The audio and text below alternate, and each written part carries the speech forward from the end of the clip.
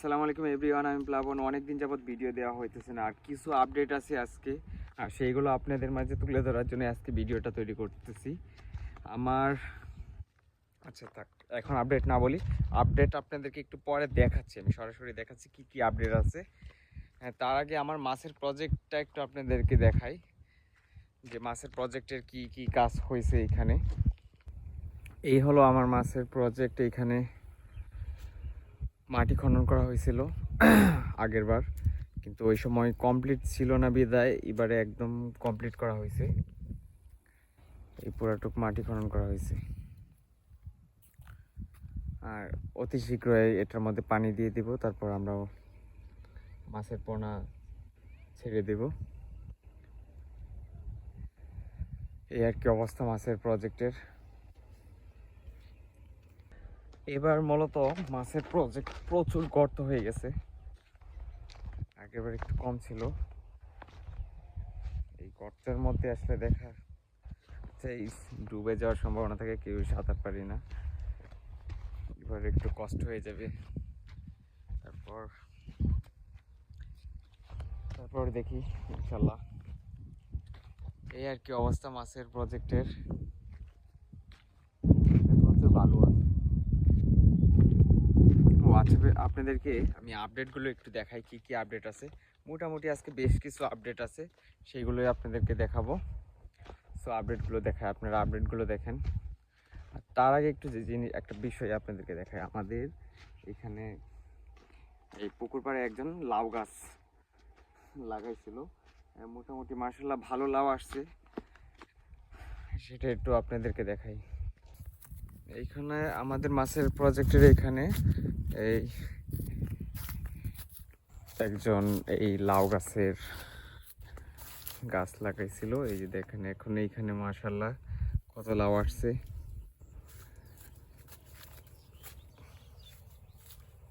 আর কই মোটামুটি মাশাআল্লাহ অনেক লাউ আসছে এখানে। আর আমারও একটা ইচ্ছা, আমি এখানে দেখি যদি লাউ লাগানো যায় তাহলে লাউ গাছ লাগাবো। আর এই পাড়টার মধ্যে, পুরো এই পাড়ের মধ্যে এই কি বলে পেঁপের চাষ করব। আর সো এটা কীরকম হবে জানি না, যদি ভালো হয় আপনারা অবশ্যই জানাবেন।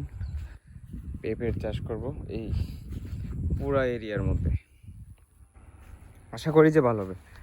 দেখেন কি পরিমাণ এইখানে কবুতর আসছে। আর যে কবুতরগুলোকে আমরা বলি আর কি জালালি কবুতর বলি আমাদের এইখানে, সব জালালি কবুতর। এখানে দেশি কবুতরও আছে, আপনাদেরকে একটু জুম করে দেখাই। দেখেন,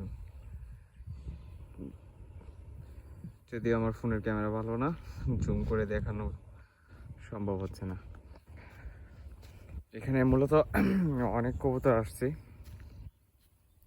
এখানে দেশি কবুতর প্লাস এই আমরা যেগুলোকে জালালি কবুতর বলি, এগুলো জালালি কবুতরগুলো তো মানুষের বাড়িতে প্লাস গাছের মধ্যে বাসা তৈরি করে।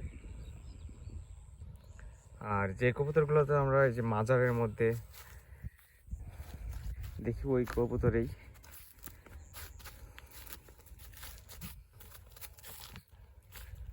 দেখেন আমি খুব কাছাকাছি চলে আসছি, তারপর ওরা ফ্লাই করতেছে না। কিছু কিছু মানে ওরা একটু একটু করে পিছাচ্ছে, কিন্তু কোথাও যাচ্ছে না। যাক, আমিও আর ডিস্টার্ব না করি, থাক। মাশাআল্লাহ দেখেন কত সুন্দর একটা কিউট ছাগলের বাচ্চা। আর প্রথম আপডেটটা আপনাদেরকে এটা দিয়ে দিলাম, ছাগলের বাচ্চা দিয়ে। আজকে আমাদের ছাগলের বাচ্চা হয়েছে, সো সেই আপডেটটাই আপনাদেরকে আজকে তুলে ধরবো।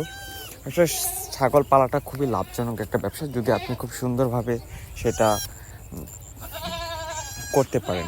এই দেখেন আরেকটা ছাগলের বাচ্চা হয়েছে, টোটালি দুইটা ছাগলের বাচ্চা হয়েছে। দুইটা ছাগলের বাচ্চা, একটা কালো হয়েছে, একটা লাল কালার হয়েছে।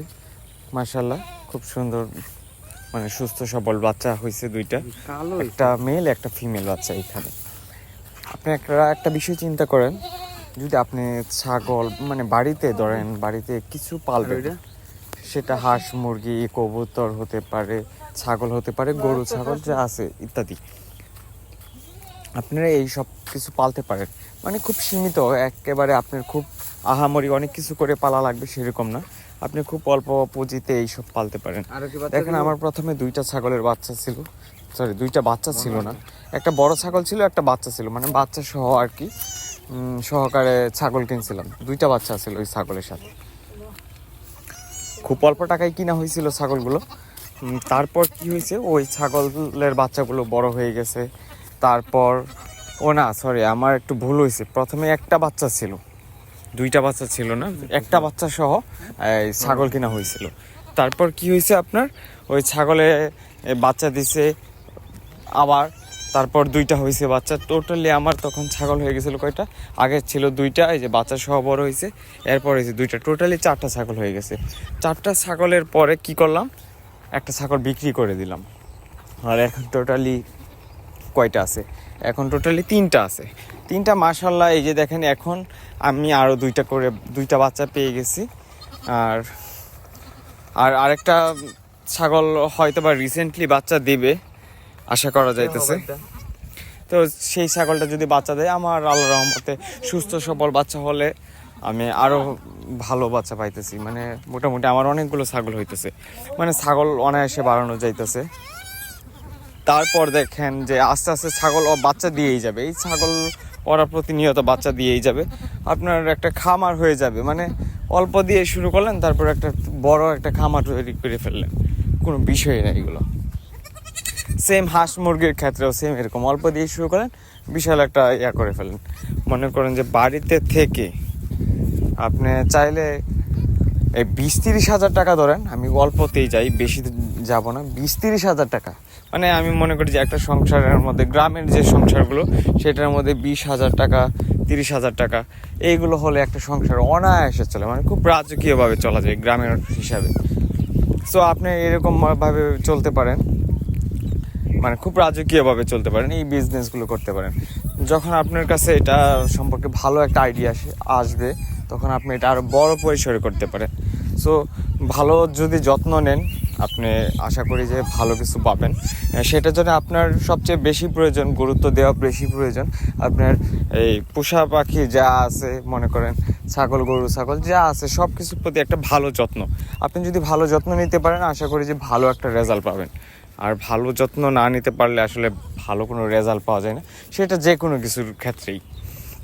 সো আপনি যদি ব্যবসা করেন, ভালোভাবে ব্যবসা করতে গেলে ব্যবসাটা খুব সুন্দরভাবে সাজানো গুছানোভাবে তৈরি করতে হবে।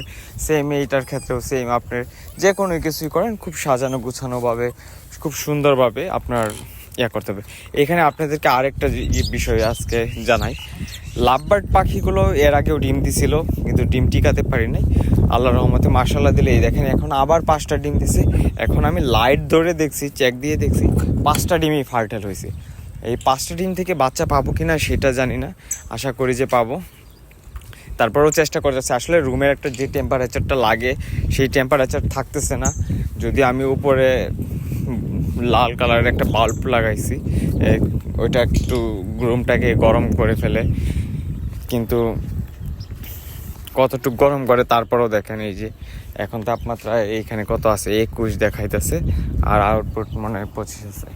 আচ্ছা যাই হোক, এরকমভাবে মানে এটার একটা ভালো একটা তাপমাত্রা প্রয়োজন, সেটা করতে পারতেছি না, দিতে পারতেছি না। আর এইখানে আমার এই যে রাজা হাঁসের আপডেটগুলো আপনাদেরকে একটু বলি। রাজা হাঁসে ডিম নিয়ে এইবারে ভালোই ডিম নিয়ে বসছে আল্লাহর রহমতে। তারপর দেখা গেছে এটা রাজা হাঁসের বিষয়টা একটু পরে বলি। এখানে মুরগি দিয়ে বসেছি আমার চীনা হাঁসের মধ্যে দেখেন, এই চীনা হাঁসের মধ্যে আবার মুরগি কি করে, অন্য মুরগি আইসা এটাকে এই মাইরা ধরে আর কি আপনার সরায়া অন্য মুরগি এখানে ডিম পাইরা দেয়।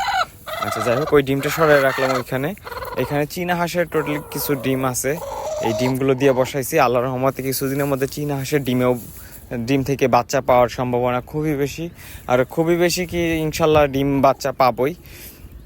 আর চীনা হাঁস অলরেডি একদিক দিয়ে ডিম দিতেছে, আর আরেক দিয়ে এইখানে আমরা মুরগি দিয়ে বসায় দিয়েছি। আর এখানে দেখেন এই রাজা হাঁস তো ধরতেই পারতাছি না, এই রাজা হাঁসে এখানে টোটালি 9টা মেবি 9টার মতো মেবি ডিম নিয়ে বসছে, 9টা এখানে ডিম আছে। আশা করি যে এদের কাছ থেকেও একটা ভালো রেজাল্ট পাবো। দেখেন এইখানে 9টা প্লাস ওইখানেও মেবি 9টার মতো ডিম আছে। দাঁড়ান আপনাদেরকে একটু ডিমটা দেখাই। এই দেখেন এখানে টোটালি 9টার মতো ডিম আছে। আর এই যে এই রাজাহাঁসটা কিন্তু আসলে এটা ডিমের মধ্যে বসে না, এটা ডিম পাড়তে আসছে এইখানে। যদি এইখানেও প্রায় কতটা হবে, 10-11টা হয়তো বা ডিম হয়ে যাবে। টোটালি আমার এইখানে 2টা রাজাহাঁসে ডিম পাড়তেছে, আর ওইখানে আরেকটা আছে সেটা দেখাইতেছি। এখানে এটাও বসে পড়বে ডিমের মধ্যে। এই যে দেখেন এই যে আরেকটা ডিম, এরাও বসে পড়ছে। সো মানে এই রাজাহাঁসটাও ডিমের মধ্যে এখন তা দেওয়া শুরু করতেছে। কিছুদিনের মধ্যে আশা করি যে বাচ্চা পেয়ে যাব। আর এতগুলো রাজাহাঁসের বাচ্চা যদি হয় আল্লাহর রহমতে, একটু ভাবেন মানে কীরকম দেখা যাবে, দেখতে কত সুন্দর লাগবে, কত ভালো লাগবে, নিজের ভিতরে একটা ভালো লাগা কাজ করবে। সো এই মুহূর্তটা আপনারা অবশ্যই দেখবেন আমি আশা করি। আর এই মুহূর্তটার জন্য আপনাদের কিছু অপেক্ষা করা লাগবে। সেই পর্যন্ত আপনারা অপেক্ষা করেন, বাচ্চাগুলো হোক, তারপর দেখেন কতগুলো বাচ্চা হয়। আমার রাজহাঁস কিন্তু এখনও ডিম দিতেছে। সো আশা করি একটা ভালো বাচ্চা পাওয়ার সম্ভাবনা আছে। মোটামুটি অনেকগুলো বাচ্চা, মানে কীরকম হইতে পারে, মিনিমাম 20-30-40টার মতো বাচ্চা পাইতে পারি আল্লাহর রহমতে, এরকম একটা আইডিয়া করে রাখছি। সো এতগুলো রাজহাঁসের বাচ্চা একসাথে, এই রাজহাঁস কীভাবে লালন পালন করতেছে, রাজহাঁস কী করতেছে, কীভাবে খাওয়া দাওয়া করতেছে, সো এইসব যদি আপনারা দেখেন তাহলে আশা করি যে আপনাদের ভিতরে খুব ভালো লাগা কাজ করবে। আর আপনারা অবশ্যই জানতে পারবেন এই বিষয়ে, যে রাজহাঁস সম্পর্কে অনেক কিছু জানতে পারবেন। রাজহাঁস পালন করা কতটুকু লাভজনক হইতে পারে, কীরকম বাচ্চা দিলে আপনার কীরকম সেল হইতে পারে, কীরকম টাকা হইতে পারে বছর, এটা লাভ না লস, সেই সম্পর্কে একটা আইডিয়া পাবেন। আর যেহেতু আমি পালতেছি, আর এতগুলো বাচ্চা লালন পালন করা কতটুকু কষ্টকর বিষয়, এটা কি ইজি না কষ্টকর, সে বিষয়ে মোটামুটি সব বিষয়ে আপনাদেরকে একটা ধারণা দেব। সো আজকে এই পর্যন্তই।